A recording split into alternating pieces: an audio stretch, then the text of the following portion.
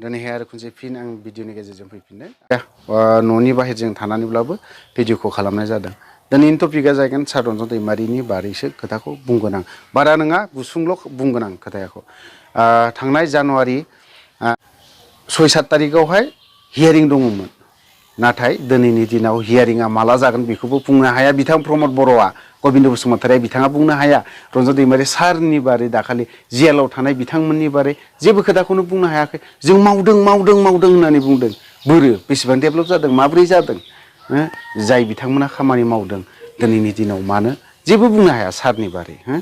दिनैहाय हियारिंआ माला जागोन बेखौबो दिनैहाय मानो बुंनो हाया, मानो थाखाय मानो खोन्थानो हाया, मानो फोरमायनो हाया, मा जादों। दाखालि जेरैबायदि बे अमर बसुमतारी बिथाङा बुंदोंमोन, स्टेटमेन्ट होदोंमोन बिथाङा, जिहेथु NIA केसआ हिमन्त बिश्व शर्मानि आखायाव थांबाय होननानै। थिग बेफोरबायदि दिनैहाय प्रमद बर'आ मानो बुंनो हाया, मानो बुंनो हाया दिनै मा जादों, गबिन्द बसुमतारिया मा जादों, मा बुंनो हाया नामा बिखौ। उमुक थारिखआव हियारिं जासिगोन, बिथांनिया हियारिंआ जागोन होननानै मानो बुंनो हाया। जाहोना मा बेसो खोथाया। दिनैहाय नोंथांमोना सानदों जियालनि लिडार केडारफ्रा गजोबोब्ला जोंनि पलिटिक्सआनो जोब्बाय। बे नङा, जोबा पलिटिक्सआ।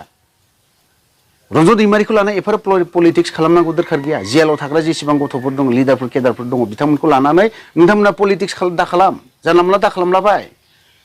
मिथिबाय। रन्जन दैमारि जे फैबानो जे UPPLनि गबिन्द बसुमतारी, प्रमद बर' बिथांमोननि गाज्रिया जोबगोन बे नङा। नोंथांमोना 5 बोसोर सालायगोन, सालायलांबाय था मोजाङै सुख सान्थि सालायलां। खिन्थु जोंनो रन्जन दैमारि सारखौबोथ' नांगोन ना, repikang सारखौबोथ' नांगोन ना, जर्ज बर' बिथांमोनखौबोथ' जोंनो नांगोन ना। बिनि अनगायै जर्ज बर'मोननि अनगायैबो गुबुन केडारफोर दङ, लिडारफोर दङ, बिथांमोनखौबोथ' जोंनो नांगोन। बिथांमोनाबो दिनै बर' रायजोनि थाखाय, रायजो राजानि थाखाय सेक्रिफाइस खालामदों, देहा जिउ गारदों। नोंथांमोना दिनै जेसेबां पावाराव थाग्राफोर बिथांमोना मा सेक्रिफाइस खालामदों। दिनै प्रमद बर'आ खुनसेयावनो बिथाङा बै समावहाय बर' हारिनि खोथा बिराद गिदिर खोथा बुंग्रा, बे खोथाया दिनै सानसेयावनो जोबदों, खुनसेयावनो जोबदों। गबिन्द बसुमतारी नोंथाङा दिनै जेसेबां हाग्रायाव थानानै नांनाय सेक्रिफाइस खालामनाय, बे खोथाया दिनै नोंथाङा पावाराव फैनाय लोगो लोगो, गादियाव जिरायनाय लोगो लोगो नोंनि जिखिनि मान सन्मान बेफोरो जोबलांनो हमदों मोनफा मोनफा। दिनै नोंथाङा गबिन्द बसुमतारीखौ आं बुंनो समाया, आरो बुंनोबो बिफोरबायदि बैसोजों लोगोसे आं बुंनो समायामोन। नाथाय दिनै बुंनो गोनां बायध'ता।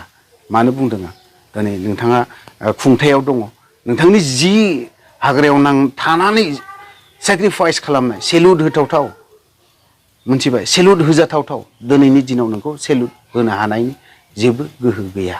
मानो दिनै नोंथाङा नोंथांनि जिखिनि खामानि मावनाय, जिखिनि खोथा बुंनाय, बेफोरखौ दिनै नोंनो फोरमानखौ होना लादों। आं दिनै बेखिनि खोथाखौ नोंथाङा इदिसो आं बेखौ बुङा।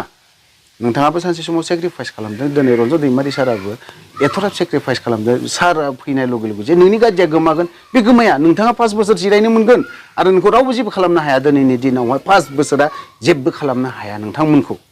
थ' ओंखायनो आं बुंदों रन्जन दैमारि सारखौ जोंनो इमिडियेट नांगौ, आरो बेजों लोगोसे हियारिंआबो थाबनो जानांगौ। बेल' नङा, रन्जन दैमारि सारल' नङा, repikang सार दं, जर्ज बर' दं, बेजों लोगोसे केडारफोर दं, बिथांमोनखौ जोंनो नांगौ दिनैनि दिनावहाय। दिनैहाय बिथांमोन फैबानो जे UPPL सरकारनि पावार लिडारफोरनि गाज्रिया जे गोमागोन बे नङा। नोंथांमोना गासैबो जिरायना थानो हागोन। प्रमद बर' नोंथांनि पावार गाज्रिया जोबगोन सानदों नामा? जोबा, थाबाय थागोन बिदिनो। मिथिबाय। 5 बोसोरसिम थागोन नोंथांमोना। बिनि सिगाङावबो आं दिनै बेखिनि खोथाखौ दिनै रोखा होननानै बुंबावगोन। रन्जन दैमारिनि हियारिंआ जुदि थाबैनो जुदि जायाब्ला, आरो गनायनि राहा लामाखौ जुदि नोंथांमोना जुदि जेबो खालामनो हाया होननानै बुंना लायोब्ला साबसिन जागोन होननानै आं सानो।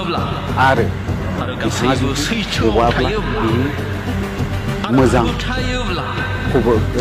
खौरांखौबो नोंथांमोना मोनगोन। नेनानै आं भिडिअखौ एसेयावनो दोनथ'नाय जाबाय। गोजोन्थों।